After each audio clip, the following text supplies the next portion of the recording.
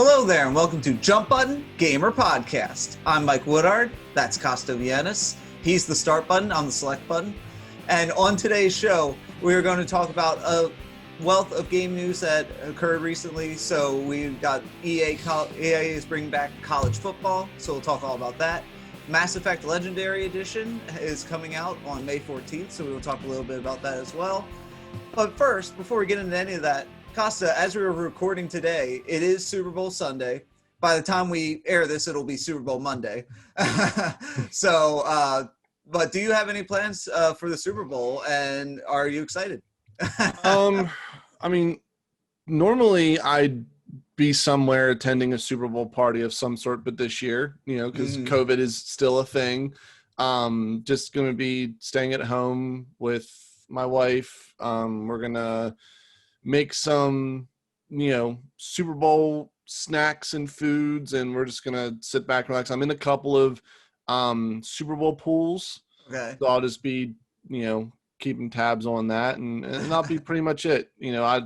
I don't have too many expectations. I know, I feel like the commercial, I mean, we say every year that the commercials aren't as good as they used to be. Well, yeah. and especially this year, since so many companies have said that they're not doing commercials this year. Right. This could end up being the worst year for commercials.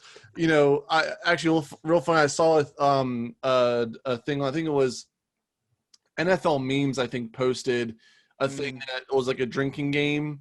Oh, sure. And one of them was take a drink every time there's a commercial. It says we're all in this together. Or tough. These are unprecedented times. Yep.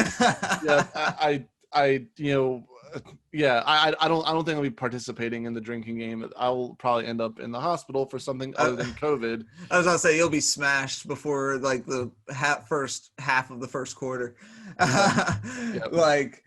Yep. I prefer to call the times the before times, meaning before the pandemic hit. I like to refer to it as that, and the now times. So the now time is different than the before time.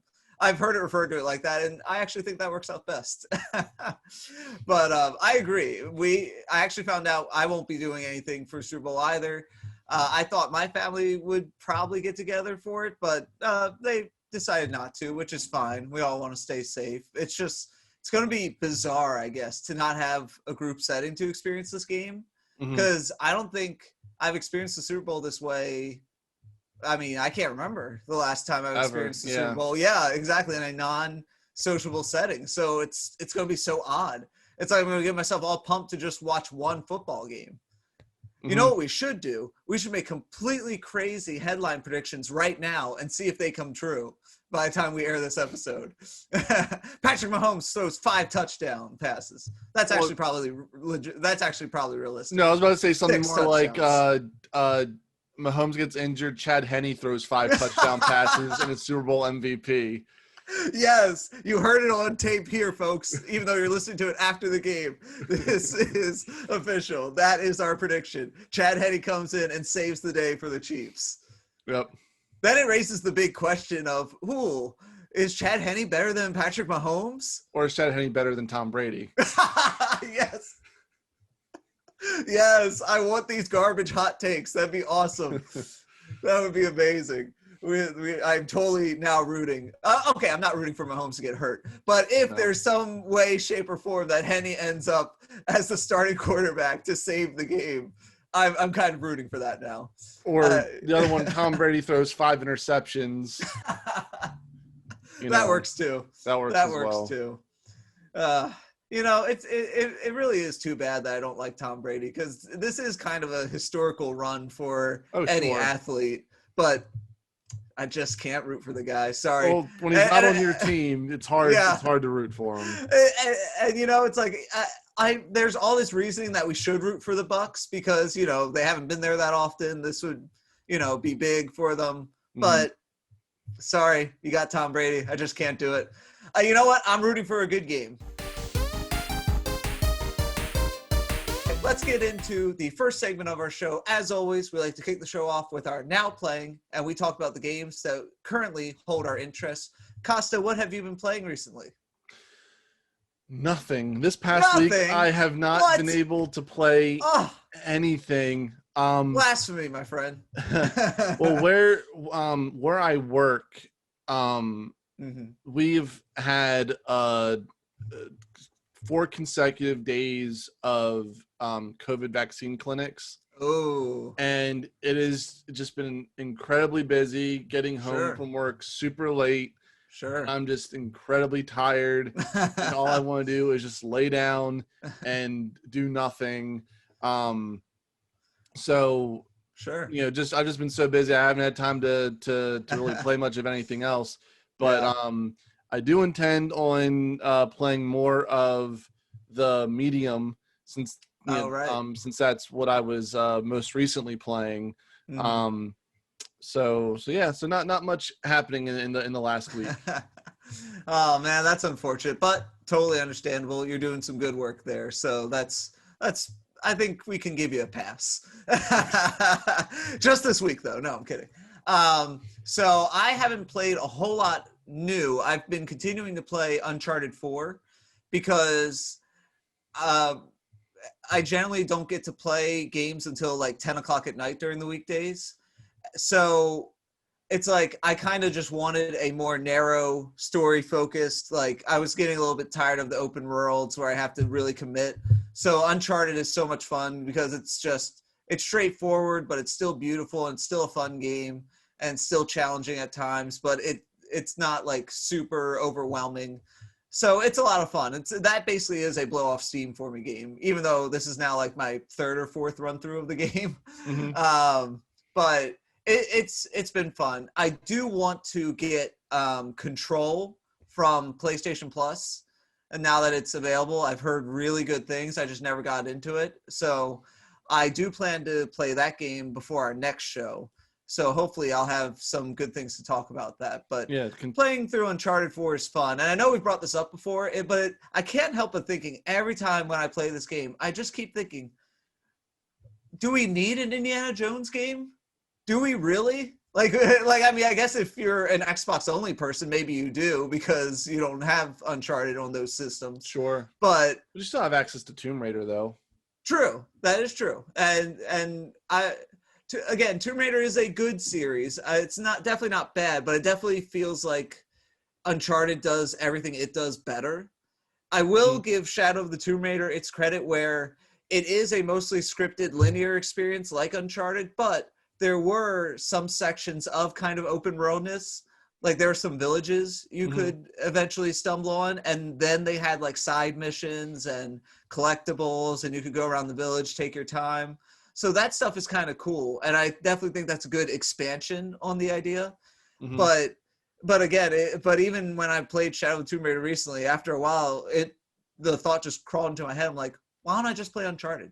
It's the mechanics are just so smooth and polished, and it's so much fun. It's just, yeah. I mean, I'll stop ranting, but yeah, that's what I've been playing recently, and I hope I have Control to talk about next week. So. Yeah, Controls also was recently, I think a few weeks ago, put on Game Pass Ultimate.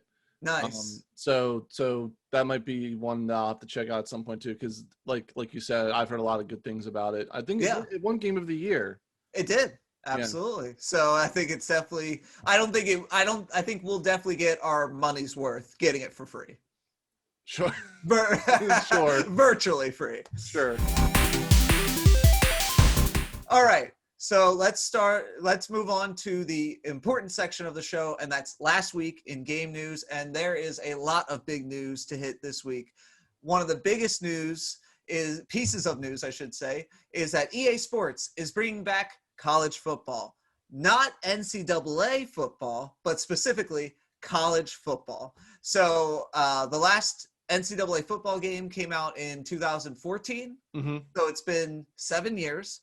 And mostly it's been because EA has been mired in lawsuits stemming from using college players' likeness and attributes without their permissions, which obviously is a big can of worms when it comes to paying student athletes and stuff like that. So the fact that EA is willing to dive back into this pool is very interesting. And they're rebranding it as college football. It's not NCAA. I guess they don't want to tie themselves to NCAA anymore. So Costa, what did you think when you first heard of this news? Well, I was excited because for the longest time, I can say in those, I mean, I love playing Madden. I love playing the NCAA football series, but I could say for those years from like 2010 through 2014, for whatever reason, it felt like the NCAA football series was the one that was doing all the things right that for whatever reason they weren't putting into Madden. Oh, yeah, that's true. And the dynasty mode in NCAA football, in my opinion, was far superior to the franchise mode in Madden. You know, going through the team building process, the recruiting process, and building a team. Now, admittedly, it does get a point where if you invest the time, it can get kind of boring once you've gotten to the point of building like a super powered, football program. Right. I think most people would want to take like a lower ranked school and invest the time to build them up. Everybody loves the underdog story. Right. Rather than like starting with Alabama right out of the gate. Yeah. It's basically a built-in easy or hard mode. Right. You know what I mean? Yeah. So it's like, you could jump in Alabama and go easy and be like, okay, I get all the best recruits and we're just going to dominate. Yeah. And it was just a lot of fun. And obviously, like you mentioned, legal reasons, players rightfully so wanting compensation for their likenesses being used in a game. Absolutely. Because they're using, these virtual players, like these avatars, so to speak. They might not actually use the names, but when you see, like, you can associate position and jersey number to a player. Well, and basically they would take all the same attributes of that player in real life, but they just wouldn't call it that player. Right. And that's not the correct thing to do. It's like, you can't tell me that something, what's the phrase? If it looks like a duck, quacks like a duck, but you're trying to tell me it's not a duck. Right. Like, it doesn't work that way. Right. And there were so many like loopholes because they had like, I can't remember, I know like Kirk Herbstreit and I'm blanking on a couple of the guys that lent their voices for the play-by-play. Maybe Chris Fowler. Maybe. But obviously these guys recorded audio of them saying players' names, because once you start recruiting players, like initially all the rosters, it's just like wide receiver 6, quarterback 10, but then as you start recruiting players, these guys have actual, I mean, granted, they're randomly generated, but first names and last names. Right. And so they have recorded themselves saying player names. Sure. And so they also allowed you to download, like people who wanted to put in the time could actually go in and create roster files where they would go in and change the names of all the players instead of being QB 15 or whatever, or let's say on Clemson, like it would actually change it and it would say like Trevor Lawrence. Right. And so then when you download the game, then all of a sudden you hear Kirk Herbstreit saying Trevor Lawrence. Right. Exactly. In the game rather than, QB 10 or, whatever, QB 14. And so obviously, so what they're doing now this time is that EA has gone to all the individual colleges, right? Rather than getting the umbrella, coverage of getting the NCAA, right? They've gone to all the individual schools who have signed, the consent to say, yes, you can use our logos, our uniform, everything, for this new college football, which is why it's not called NCAA. Right, exactly. So, and I think they said they've gotten over 100 schools to commit. I think there's 130 schools in the FBS. So there very well may be some schools that did not commit. Probably. Because they just said over 100. So obviously the vast majority of them have agreed to it. Right. And I'm sure there's probably so many other behind the scenes logistics and stuff like that to get this all to work. But needless to say, I'm excited. What would you be looking for in this game that it should be doing differently or better than like the Madden games, for example? Like what would get you excited to think, oh yes, I can't wait for that because that already sounds better than what Madden does?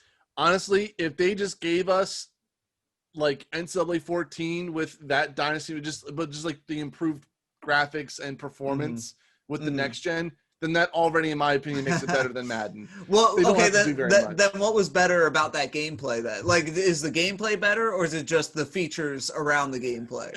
It's the features around the gameplay. Okay. I mean, there's nothing particularly wrong with Madden's gameplay. Like, you can always argue that they can do more to balance the game and tinker the physics or fine-tune things.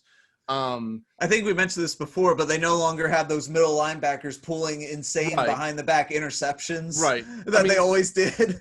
Right, and that's one thing they would have to fix, because obviously going back to 2014, like that was a thing you could easily do. Yeah, and it always sticks out as funny because it's always a behind the back. It's always them like not even looking, and then they just happen to like put their arms up and do this beautiful interception like a cornerback. It's like, no, that's a middle linebacker.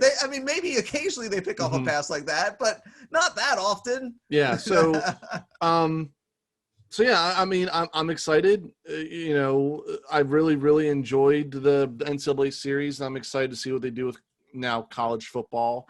I anticipate it'll probably be a 2022 game, and not 2021. That's what it seems like at the earliest. But yeah, a lot of reasons to be excited. And I think a lot of people, because I don't know how many people took advantage of this feature. I didn't, but you could, if you played both NCAA football and Madden, you could export draft classes into Madden. Right.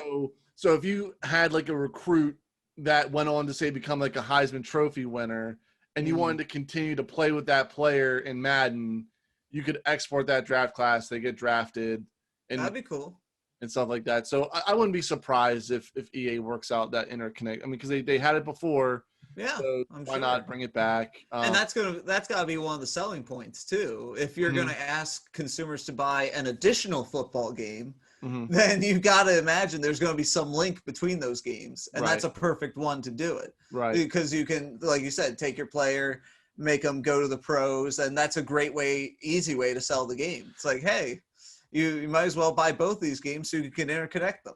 And Madden or EA is promising that Madden's like franchise mode and other things are going to get completely overhauled with this year's Madden. So I don't know. I'll be curious to see what they do. I think whatever they reveal with this new Madden will sort of set the expectations for what they might do for college football, next year. Absolutely. So moving on to our next piece of news, the Mass Effect Legendary Edition has a release date. It is coming out on May 14th, and it will be released for the PS4, Xbox One, PC, and it's backwards compatible with PlayStation 5 and Xbox Series X. You know what I mean? If you have the PS5 and Xbox Series X, you can play it on those systems. The new collection features, and this is from IGN.com, single-player content from all three games, plus DLC, promo weapons, armor packs, stuff like that. It's going to be slightly updated, so it has been remastered, actually. All the content is remastered, so it'll be in beautiful HD, 4K, all that good stuff, all those fancy terms. So, Kosta, I know we've brought up this before. Are you even more excited now that it's only like a few months away? Yeah, so honestly, I was mostly excited about the idea of playing through Mass Effect 1 again to see what improvements would they make to Mass Effect 1, because the jump from 1 to 2 back when the games first came out was huge. Right. The gameplay was refined so well, and then if you played Mass Effect 2 and then went back to Mass Effect 1, you're playing a completely different game. Right. At least, gunplay wise and things like that. Right. From what I've seen. Yeah, go ahead. So from what I've seen of the comparisons, Mm-hmm. I mean, Mass Effect 1 looks really nice. Mm-hmm. I at first wasn't certain if I was going to get the legendary edition of Mm-hmm. Mass Effect and play through the games again, because I did play through, at least I played through Mass Effects 2 and 3 Sure. multiple times. I only played through Mass Effect 1 once. Right. But now a chance to go back to it, revisit it with the improved graphics, 60 frames per second, all that good stuff. So yeah, I'm interested in it. I'll more than likely end up picking it up. Maybe not on release day, but within, who knows, maybe within a couple weeks after that, and right. playing it and giving it a go. It is available for pre-order right now, so it's obviously something that people can get right now. But I've heard that a lot of the improvement in the first game is focusing on kind of bringing some of those tweaks they made to the sequels to the first game, in terms of smoothing out combat and maybe reducing some areas of repetition, I suppose. Like some tasks, from what I gathered from everything I've listened to over this past week, it just seems like they're aiming for streamlining some of the more boring or archaic parts of the first game and trying to just update that gameplay so that it's all kind of consistent the whole way through. Sure. Which is, to me, we've talked about this before many times, that's the way to do it. If you have old-timey game mechanics and you decide to go do a remaster, update those mechanics. Make them better, you can't just take that old game and just, plaster a new coat of paint on it and call it a day. Then that's where we feel like we get cheated. If you're going to do this, do it right. Bring the game into the modern era with the mechanics that you've learned from future iterations of that game. Absolutely. So, yeah. So from one remake to the other, and this unfortunately is more disappointing news, the Prince of Persia: Sands of Time remake has been delayed once again. It was initially going to come out at the beginning of this year in January. It did not. It was pushed to March, and just over this past week, they have delayed it, this time somewhat indefinitely. They did not give us a release date. They said that they wanted to hold the game off until it absolutely matched the standards of what they wanted. Let's see. This is the quote here. This is from the developers. They released a statement on Twitter, and they explained that we have made the decision to shift the release date for Prince of Persia: Sands of Time remake to a later date. This extra development time will enable our teams to deliver a remake that feels fresh while remaining faithful to the original. They also mentioned that there was feedback about it as well. I'm disappointed, but I feel like this is going to happen a lot to a lot of games that we're expecting this year, that they're going to get pushed, and it sucks. It's like you have to be so cautiously excited about everything right now because, they said that they hinted that there would be a God of War sequel, for example. Is there really going to be this year, though? It seems very tentative right now, and this unfortunately is one of the victims of that. I'm disappointed because I was actually very excited for this. I'm very excited to go back to the mechanics of this game. And I bring it up because we talked about Uncharted 4 earlier in this episode. The reason I love Uncharted 4 is the same reasons I loved Prince of Persia, where you would enter a room, you would see where you have to go, right? And you have to traverse this whole level just to get to that spot. And it's beautiful visual, and both games had beautiful visuals, and they found like these creative ways for you to navigate the environments. That's why those games are so much fun. So this was kind of the OG in that aspect, where it first gave us that sort of traversal along with a companion who helps you out in solving puzzles, and the story gets told as you're going through the adventure. So I don't know how much you care about it. I'm just very disappointed. So it makes me sad. I mean, any developer doing anything right now is going to take the Halo Infinite approach Yes. as opposed to the Cyberpunk approach. I mean, it's been a serious learning lesson for the industry, you know.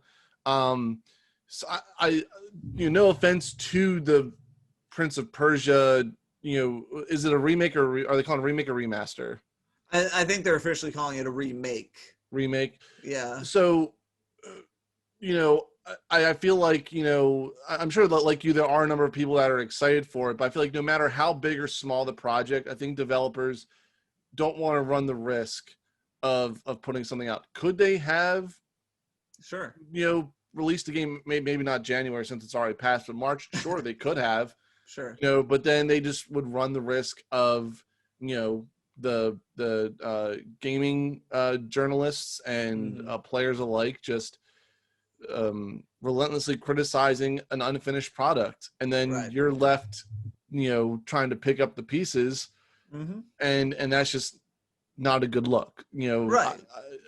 Are they saying it's gonna be a full $60? I think so, probably. Okay, so if you're charging full price for a game, then yes, absolutely, you have to make sure that you are bringing a completely finished product.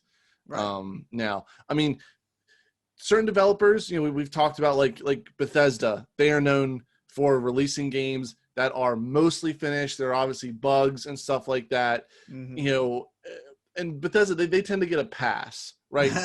because of expectations. But again, now I think the situations with Cyberpunk and CD Projekt Red has completely changed it. Right. Changed it. Yeah. You know? And we talked about this with Hogwarts Legacy. It's totally understandable, and it's the right choice. It is. It absolutely is. I don't think I'm not debating that. It's definitely the right choice. If the game's not ready, hold it off, because the people who are excited are still going to be excited. It just, when it's just when you're excited for something and it gets pushed off, it's like, it's just another like dagger in the heart of all this, you know, this terrible last year and a half that's been, you know, with the pandemic and all that. So it's just when you want that new thing, you want that new hit of serotonin, and it's like, nope, you don't get that for another year now. I think it's actually a smarter approach at this point for them to go with the indefinite.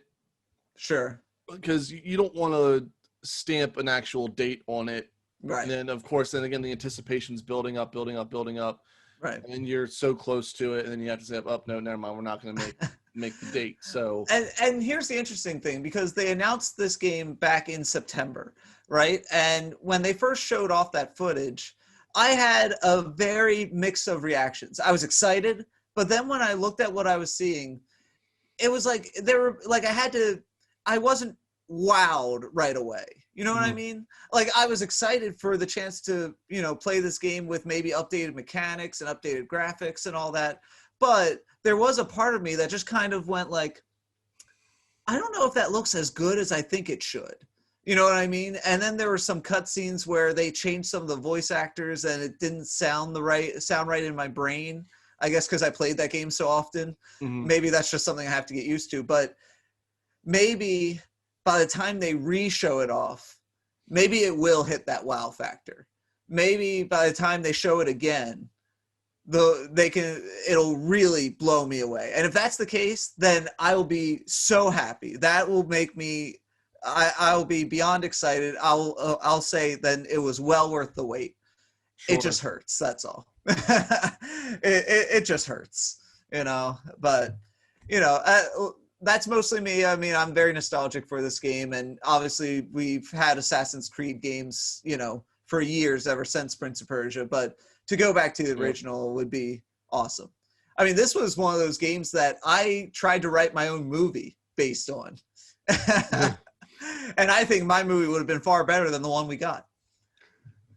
So, next little bit of game news. WB Games Nemesis system finally has a patent. So if you've played Shadow of Mordor or Shadow of War, the Middle-earth games, obviously developed by Monolith Entertainment, there was a Nemesis system where basically had a hierarchy of NPCs, and if you could, turn them against each other, you could kill a high-ranking NPC and install your own as the war chief or something like that.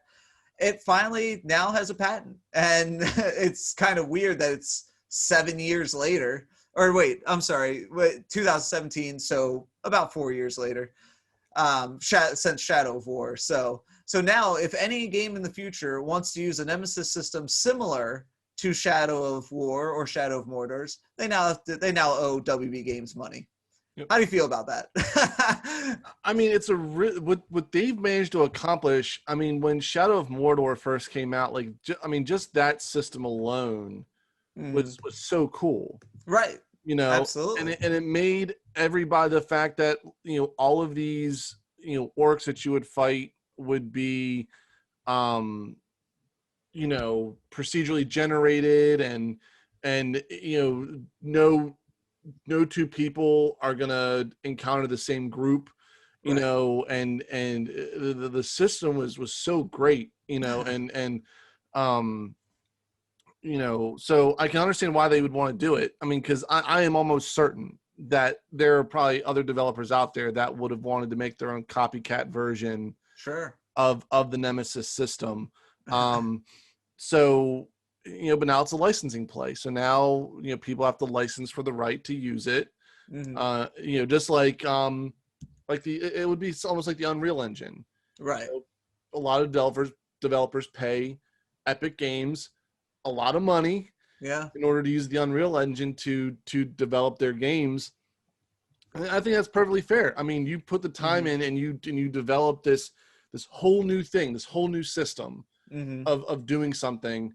They have every right to protect it. So yeah, it was good for them. See, it's kind of funny because I played Assassin's Creed Valhalla recently, and very early on in Valhalla, I forgot his name, but you have to face some boss, and you have to basically kill him to try to win over the territory or whatever. And the whole sequence reminded me of Shadow of War. The entire thing, like the fact that you had a whole army behind you, and you were going up against this one guy who had a whole army behind him, and the fact that he did his gloating, "Oh, you can't kill me" sort of speech. Sure. And then you get into a fight. I was like, oh my God, this is Shadow of War right now. Yeah. So I can see it. So it's kind of interesting because my first thought is, well, how many games can properly utilize a system like this? With orcs, it made sense, right? Because in Lord of the Rings, that's kind of how the orc life happened, really. It's, you're a chief until somebody decides to kill you for sometimes no real reason at all, and then you're not chief anymore, and then that guy becomes the chief. And I don't know where else that's applicable necessarily. I mean, I'm sure some developer might think of something, but I don't know. I mean that's great for WB. I just don't know, because it is a great system. I just don't know where it would be in play. You know what I mean? Because you can't use this for Star Wars, because Stormtroopers don't really have.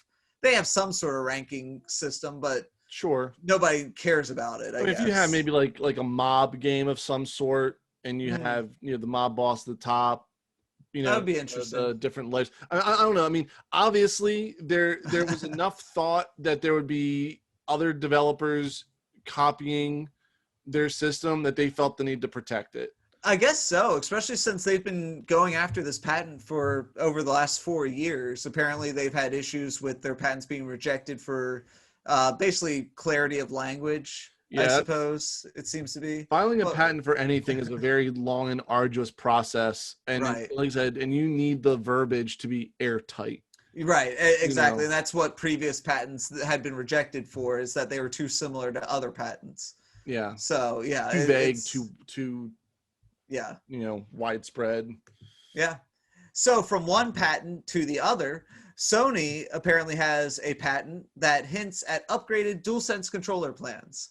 So this was reported first by Respawn first. Now, apparently Sony might be working on, they might be working to implement a Wi-Fi transceiver in future DualSense controllers. So basically, I'm reading it as I go here. I apologize, I did not do all of my research beforehand. Now, it'll allow controllers to make inputs via a Wi-Fi transceiver as well as a regular Bluetooth transceiver. Whichever of the two input signals reaches the PlayStation first will be used. So it improves latency. Yes, exactly, and that's literally. I was about to read the sentence that said it will improve latency. So you took the word literally right out of my mouth. So yeah, I mean, I guess it's not as big of a deal as I thought. So, but I mean, that's cool. I mean, in the world of especially like first-person shooters, where like a fraction of a second, where every millisecond can determine whether or not you get the better of somebody, right? You know, that improved latency means everything. I know this isn't the exact same thing, but there's a really funny meme where it's a picture of a first-person shooter game, and it has like a crying face right next to it, and it's like PC gamers be like, or first-person shooter players be like, no, health bar is huge, can't see, and the health bar is like that little, and then there's an image of like somebody playing like a World of Warcraft game, and the guy's laughing like, I don't even know what I'm doing, because there's like so much happening on screen. It's really hilarious. So, talking about first-person shooters, moving on to one of our last bits of news here. The grass is green, the sky is blue. It's a new year. There will be a new Call of Duty. Activision has confirmed there will be a Call of Duty coming this year because of course. Because of course. Kosta, have you been playing Cold War or Warzone recently? I know we talked about our now playing segment, but I know you've been playing it somewhat relatively recently. Yeah, no, I've been playing Black Ops Cold War. Haven't gotten into the campaign yet. I've just been, whenever I've played, I've just been playing the multiplayer with my brothers and a couple other friends. Haven't really played much Warzone lately. You know, but I mean, this is legitimately the first time, you know, Black Ops Cold War is legitimately like the first like traditional like main Call of Duty game that I have purchased in a long time. Like Warzone obviously was free. I didn't have to really put any money into it. Right. Of course. You know, Warzone was the first Call of Duty game I had played since World at War. But then Black Ops Cold War was the first one that I had purchased, you know, got the next gen version, so $70 for. So have you been sucked back in? Are you gonna wait and see, or like what this new Call of Duty will offer, or will you be interested right off the bat? I probably won't be interested right off the bat, because also Halo's coming out around. Oh, that's right. Time, yeah, so that's true. So that's I will probably end up skipping Call of Duty this year, in favor of Halo. I might be interested if I don't know if they do like a sort of like Modern Warfare 2. I know they did like a remaster of Modern Warfare 2, but you know, they rebooted Modern Warfare back in 2019. Right. So if they do Modern Warfare 2, then I might be inclined to give it a look. I don't know, we'll see, but I'd probably be investing my multiplayer shooter time into Halo Infinite. Yeah, makes sense. By the way, I'm on fire with these transitions right now because we're going to go from one shooter to the other because the developers of Borderlands have been bought. GearBox has been acquired by the Embracer Group, and it's the same Swedish company that owns THQ Nordic and Cook Media. Wow, I hope that's how it's pronounced, because man, did I just butcher it. So so this purchase includes plans to, according to Kotaku, expand Gearbox operations, adding new studios and staff, create new brands, and go looking for more properties like Homeworld to buy. So Gearbox is also responsible for like Brothers in Arms, and there's a Borderlands movie in the works. Do you think this changes anything, Kosta, for the future of Borderlands, or do you think like the Gearbox will still be given the free reign over the future of the series? I don't know, because it's a really interesting thing because Borderlands had been published by Take-Two Interactive. Right. And Take-Two actually came out and said that they will still remain the publisher for all future Borderlands titles. So it's a really unique thing that they've worked out. The acquisition was kind of surprising because the way Gearbox had been going, it sounded like they wanted to sort of become like a publisher themselves. Interesting. But I mean, I don't know. Gearbox is such an odd studio. I love the Borderlands series. It's one of my favorites. Borderlands seems to be the only thing that they can do well. Okay. I mean, so Brothers in Arms was pretty good back then, but everything that they've done since then, like they finished up the Duke Nukem, which was a hot pile of garbage. Yeah. And they did their own try to do their own MOBA with Battleborn, and that was a complete bust. Yeah. That's why they try to compete with like Overwatch and stuff. Course. Borderlands is what they do right. And me personally, I'm just hoping that being acquired and having access to even more funding just means that they'll just do more better Borderlands stuff. Yeah, I really don't want to see Gearbox. I'm sure they do. I'm sure the developers, they want to flex their creative muscles and try and do something else. Like they probably don't want to be just the Borderlands developer. Right. But, let's be honest with ourselves though.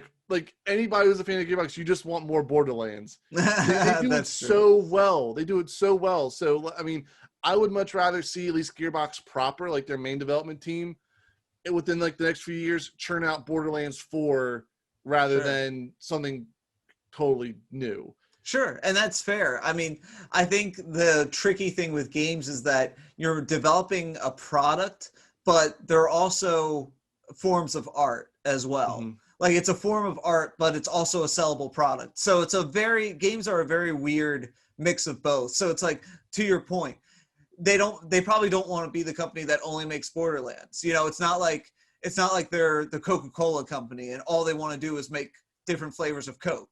You know what I mean? Like, yeah, they probably do want to stretch their artistic wings and stuff like that. But when they do have a product that works so well, yeah, it's hard for them as a company to go away from that. Why do you think Activision keeps turning out a Call of Duty every year? Because it keeps making them money, and they're perfectly open and okay with that. They're like, they've basically embraced it. They're just like, yeah, we're going to put out Call of Duty this year. They've had to acquire like 6 different studios to ensure they can turn out a Call of Duty every year. Like they made efforts. But my hope is that with this, maybe like if Gearbox, because I think Randy Pitchford came out and said that they have other IPs in mind that they've been sitting on, they want to develop, maybe this extra funding that they're going to get from now being a part of a larger company will allow them to have like smaller teams that can work on these new ideas and allow still like their primary core of developers to focus on Borderlands. Like at least, again, I can't pretend to understand the inner workings and decisions that a game development studio might make, but I can only hope that will be their approach, because I love Borderlands. Especially since with Borderlands 3, they weren't doing any DLC that adds new characters to play as. So it's like, if I want a new sort of like gameplay experience at this point, then I need a new Borderlands game with a whole new set of characters to play as. And so hopefully in a few years, maybe there'll be another Borderlands. All right, so we're going to move on to the next segment of our show, and that's our backtrack segment. Now, in this segment, we like to take some time to just kind of reflect back on our previous years in gaming. Like, for example, last week, we did some of our craziest stories. Now, we're a little bit late into the year. We're already into February. But why not look back even way further than we thought, than even like last year or last few years? And let's go back 10 years. All right? Let's go back to 2011, and let's talk about some of the best games that we experienced in 2011.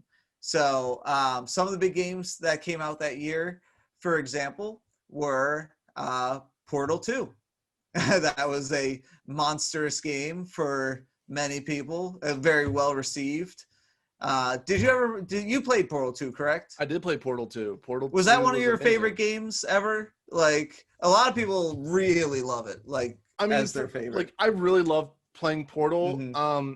You know, I'm not the biggest you know, like puzzle game person, you know. Sure.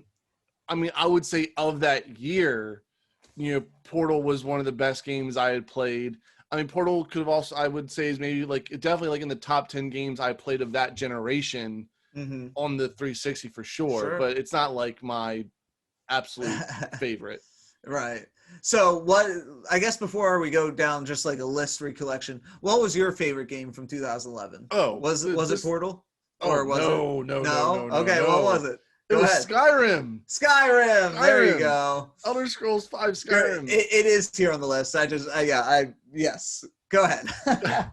You know, Skyrim, I mean, I've gushed about it already on the podcast before. I mean, I literally invested hundreds of hours of my life into playing Skyrim. You know, that like Skyrim made me become as close to like a basement dwelling goblin as like, you know, you basically turned all of life off except for Skyrim. I mean, any ounce of free time I had just like at home, I was playing Skyrim. And it was so much fun. Like bugs and all, I didn't care. I mean, they crafted such an interesting world to explore. I mean, just going around. I'm just gonna stop right there. Otherwise, I'll take up another hour just talking about Skyrim. We don't have that kind of time, man. But yeah, that's my number one. That goes without saying. But there are a lot of other really great games that came out that year that I played. You know, and Skyrim was sort of like the cherry on top because it came out at the end of the year. Sure. In November. So Skyrim. It's funny because it's like we're looking at a list of like the most critically acclaimed games from that year, and you've got ones like Arkham City. Yep, obviously, Skyrim was on there. There's Legend of Zelda: Ocarina of Time 3D, which came out on the 3DS. There's Mass Effect 2. Yes, which is a big one. Best Mass Effect of the trilogy. I mean, that one, the storyline. Listen, let me tell you this to you, Mike. I highly recommend you pick up the Legendary Collection. Yeah. Play it. Okay.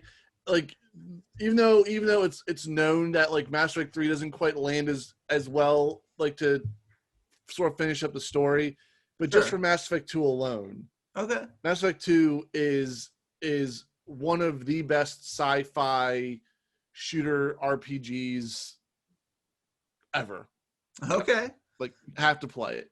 All right. No, that's fine. Yeah, I'll wait to see what the reviews say about the remake, but yeah, I will definitely look into getting it. Especially because with all these games getting delayed, I'm gonna need stuff to play this year. Especially like even like the Lord of the Rings Golem game got delayed. Mm-hmm. Like I don't know how interested I was in that game, but at least my curiosity was piqued at the very least. Also, some of the big games that came out in 2011 was Dead Space 2. You had Deus Ex: Human Revolution came out that year apparently. Gears, a really good game too. Oh, was it? Okay, Human good. Revolution, Deus Ex was a really good game. Yeah. We also had I just had it. Gears of War 3, which apparently was pretty well received, at least. Yep. In like the 90 percentile range at the very least. So I mean, pretty big year for gaming, honestly. Especially if you're a shooter fan. A couple other shout outs you got to give. LA Noire came out in 2011. Okay, yeah, that one. That I think we've brought up on the show before. I could not get into that game. It's for me, it's one of Rockstar's rare misses. I mean, the face capture technology is great, and it was definitely way ahead of its time. But I never understood what I should have been doing in the interviews. I just never got it. I played like maybe the first 2 cases or something. Mm-hmm. And I remember like the first case, for example, it said something to the degree of like, if you had just asked this question, you wouldn't have had to go and investigate this apartment, like, or something like that. Mhm. It was something weird, and I'm just like, I don't know. For me, maybe I'm just dumb when I play video games, and I just want everything laid out in front of me. I don't want to think too hard. Mhm. I don't know. Maybe people are better at reading faces than me. I could never figure out any choice I ever made in an interview. Always seemed to be the wrong one. So it got to the point where it's just like, all right, you know what, screw it, and I think I gave Yeah. up. But yeah. The Witcher 2 also came out in 2011. Yeah. And I think that was the one that sort of put Witcher on the map. Like a lot of people like the first Witcher was I would say kind of like a cult classic game. Mm. And when The Witcher 2 came out, that's when I think a lot more people became aware of the series and sort of set the tone for now Witcher 3, which, I mean, another fantastic game. A couple other ones on Dark Souls. For those, I mean, I didn't play personally. I'm not a Souls-like player. Nope. But obviously, Dark Souls was a well-liked game. I still have my copy of the remake of Demon Souls for PS5. I've yet to sell it. And also want to give a shout out for probably one of the most disappointing games. I don't want to say, maybe not most disappointing games, but biggest letdown was Rage. Rage. Oh, that's right. I do remember that game. I remember Rage being, I mean, Rage was gorgeous. Let me put this out. At the time, Rage was a beautiful game. Sure. Like it set a new bar for console graphics, but it was like offered really nothing else. I mean, it didn't really, suck you in like a Skyrim or a Fallout. It just did not. It just did not meet the expectations. Talking about disappointments, we talked about this game just a few minutes ago. Duke Nukem Forever came out that year. Yep. Yeah. Best to just forget about that. I never played it, but just hearing the stories about it, Yeah. I mean, listen, I give Gearbox credit for wanting to try to make that work. But if you go through, whether you listen to the verbal history or even some of the written, sort of stories about everything that went into the development of this game, like Gearbox had to have known this was going to be a lose-lose situation. Like there was nothing that they could have done to make that game any good. Was that year around the time where it had that crazy story of this kid like had a pre-order on Duke Nukem like years and years ago? Yep. And he saved the receipt in the refrigerator or whatever, and he like brought it to GameStop and said like, hey, look, I had this pre-order from years ago, but because GameStop had updated their systems, they didn't have it anymore, but they like ended up having to honor it or something. I know that was a story. But Duke Nukem Forever was a game that had been in the development of that game had changed hands a couple of times before it landed in Gearbox's lap, and it was just I don't know what possessed them. Like I know that like it's again another one of those like cult classic series that some people look back on fondly, but it was just best just to take it behind the barn and shoot it. It had no business. Store it where all the ETs are stored. Yeah, right. I mean, right. If there's another landfill that needs to be filled out there, just fill it with all the copies of Duke Nukem Forever. You don't have to do it with ET. It's so funny as I'm going through this list. I was trying to think like, okay, come on, Michael, come up with one game that you remember playing from this year. And holy shit, I can't find one. I mean, I played a lot, and going back, Arkham City was a blast. Is GoldenEye 007 Reloaded? Was that? No, Rogue Agent was the bad sequel. Okay, no. Yeah, okay. GoldenEye Reloaded was the remake of GoldenEye. Right. Remake of a game with mechanics from multiple generations ago. Limbo was another great game. Was an indie platform that came out that was really good. The same developers a few years later did a game called Inside, which was another really great game. It's just like one of those games like there's really like no dialogue. It's very atmospheric. Sure. And it really makes you think a lot when you play. Gotcha. It was fun. I will say Uncharted 3, Drake's Deception came out this year. I was not into the Uncharted series until Uncharted 4 came out. But I did play 3 last year when they released the whole trilogy for free on PlayStation Plus. And it was okay. Definitely not one of the better. I think it definitely was not one of the better received Uncharted games. I think Uncharted 4 is better, for example. But it's just interesting because I didn't actually play it when it came out then. Assassin's Creed Revelations came out that year. Yeah, Revelations was okay. Yeah. You know, I think that go. Yeah, I think that was like kind of hit around the time, like that was right before Unity, correct? Revelations was the game before. Was it post Brotherhood? It was after Brotherhood, so Right. Unity would have been after Revelations would have been Assassin's Creed 3.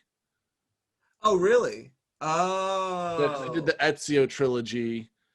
And then they did the true like Assassin's Creed 3, you know. Oh, okay. Okay. So I was trying to think. I couldn't tell if that game was coming out around the time where all the goodwill for the Assassin's Creed games was starting to fade a little bit. I would say Unity was because Black Flag was great. I mean, 3 wasn't great, but 4 was really good. Yes. And then they did Unity. Yeah. Unity was not good. Yeah. Unity was a huge step back. And then they did Syndicate after that, right? Fine. It was okay. Was fine. Yeah. There was nothing like special. The only special thing about it was that you were in London. Like that was like the only unique thing. Yeah. Yeah. And I think you had like a grapple hook or something. Yeah. Something like that. Just real quick, actually game more disappointing than Rage. I'm just going through it because now I'm being reminded of how disappointed with Brink. Oh, Brink. Wow. So Brink was a first-person shooter, and I remember when they first revealed Brink. I'm actually trying to remind myself who did Splash Damage. That's right, and it was published by Bethesda. So, no. But Bethesda didn't develop though; they just published it. Right. But Brink was. I remember seeing like the first. It was like this game where it had because this is around the time where parkour was hot. And sure, so they had a first-person shooter with a lot of parkour elements, a lot of sliding, wall jumping. Looked fast, chaotic, and fun. Right. And I'm like, okay, and I'm working at GameStop at the time. I'm like, I gotta get this game, gotta pre-order it. I get home, and I mean, it had no substance to it. Zero substance. It just did not live up to what like the previews and the gameplay demos were advertising. And I remember like after 2 days, like I just came back. I just took the hit and I traded it in. I was like, this game sucks. Get rid of it. Sucks. Get rid of it. I was like, this like that game. I just remember being so excited for it, and then after just a couple of days being totally bummed out. Oh, that's like, the worst. I really honestly tried to give that game a chance, and I just had that's the worst feeling. It really is. Games more than anything, just because you have to wait for a game like you would for a movie, right? It's not like a book. Like books, I very often compare video games to books because they are kind of similar in the fact that you enter whole new worlds. You're going in for an experience, and there's always too many, and you always have a backlog, right? Yep. Like readers always have backlogs of books. Gamers always have backlogs of games. Like there's at least 4 games right now that I probably should play. That I've been wanting to play and probably should play, but I'm not going to play yet. And by the time I do want to play them, about 8 more games are going to come out that I'm going to want to play instead. So I will say, God, I'm looking at this and sort of like opposite of you, like I'm seeing more and more games that I did play a lot of. Going through Bulletstorm came out this year, and Bulletstorm was fun. It was just this really over the top third person shooter, just pure chaos. Pure chaos. The name sounds familiar. It was done by Epic Games, and obviously they did Gears of War right around that same time. So they actually had two set Bulletstorm and Gears of War 3 come out the same year, and both games were a lot of fun. Surprised I overlooked this. Dragon Age 2 came out. There you go. Was a little bit of a playing through it, I was fine with like the first time, but then the disappointment came in after my second playthrough when I came to the realization that my choices ultimately did not matter. Oh, that's brutal. All of your choices and decisions all funnel into the same ending. Right. Essentially. Yeah. And so that was a bit of a disappointment. If I had just played Dragon Age 2 one time, I would be like, this is a pretty fun game. Like it wasn't as good as the first one, but they fixed things that made it an enjoyable experience. But then playing through it a second time, being like, I just wasted all this time thinking like I was going to get a different ending, a different outcome. Right. No, it's all the same. Oh, that was a bummer. That sucks. But yeah, there's. 2011. For me, ultimately, was a pretty strong year. See, I have to wonder what was going through for me that I didn't like play a whole lot of games. Like the one I recognize the most on this list is Super Mario 3D Land. I think for me, it's just because of the time working at GameStop and being around games all the time. Right. Like, I was like pre-ordering a lot of games and playing a lot of games. Was it where did I just missed it? Where's I just saw a game on Red Faction Armageddon. Oh, there you go. So hey, we just talked about that game not too long ago. Yeah, so funny thing about that game is I did not purchase Red Faction Armageddon, but rather myself and a friend, I checked it out. For those people who don't know, if you work at GameStop as an employee, you can check games out for like 2 or 3 days. Mm-hmm. We beat Red Faction Armageddon in one day. we literally sat down and we beat it in one day. I went in. We went in as soon as GameStop opened. We're like, all right, what do we want to like just try out and play? That was something relatively new, right? And there happened to already be like a used copy of Red Faction Armageddon. Checked it out, took it home, and we just grinded through it and beat the game. Literally took us maybe like 9 or 10 hours to beat the game. And then we're like, man, it sucked for anyone who paid $60 for we just beat in a day.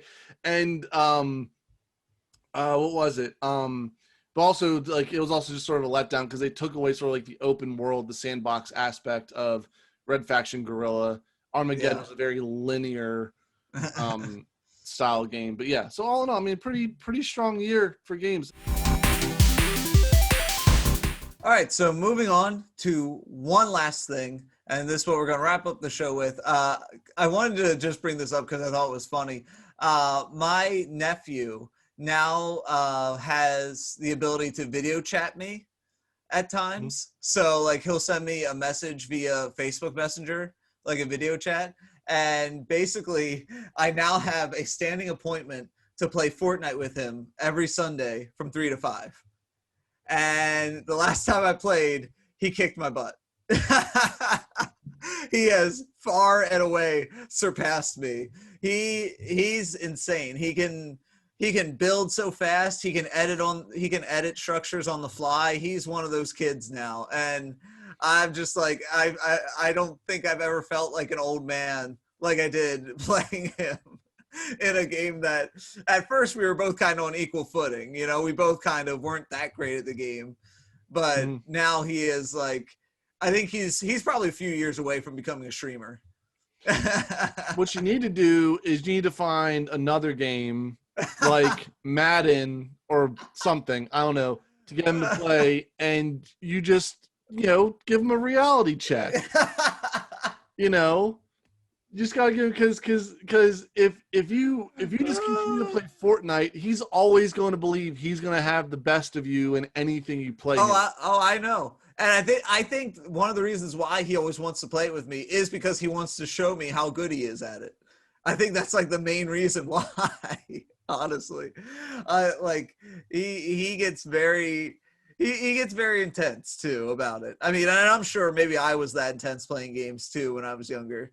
But it's just I almost feel like I have, even though I'm not a dad, I kind of feel like I have that dad moment of the kid finally surpassing the adult, like the kid who could finally like shoot a basket over his father or something. Have him play something like Mario Party and see how that goes. That would be awesome. Have him go through that. You might end up he'll probably end up throwing a temper tantrum because Mario Party tends to bring out the worst in people no matter what their age. Yeah. But again, just bring him back down to earth. Bring him back down to earth. Just give him a reality check. Just just let him know. Just give him a reminder that his uncle still especially because I'm the one who started off his gaming career, really. I mean, it was only at my house that he ever played like Nintendo Switch and stuff like that. Mm-hmm. So that's how he got into games. Is that I think one of the first games I ever tried to get him to play was Lego City for the Switch, which was the free roaming Lego game. And then eventually he would play like Odyssey, and that was interesting. He'll still occasionally play Odyssey, but only if he can't play Fortnite. Like literally, he just turned 7 this past weekend, and his entire birthday theme was Fortnite. We bought him V-Bucks as a gift, and he got like somewhere around $300 for birthday money, and he spent 160 of it on V-Bucks that day. He literally left the room, went downstairs, turned on the console, bought $160 worth of V-Bucks. Yeah. Well, like I said, that kid's going to be a streamer in a few years once he realizes he can stream his games. That's going to be it. That's going to be it. Hey, that's okay. If he does, that could be free publicity for our podcast. See? That's how we do it. All right, well, that's it. That's all the time we have today, everybody. Thank you for tuning in. You can connect with us on Facebook and Twitter with the username of @JumpButtonPod. Until next time, see you in the Funny Papers.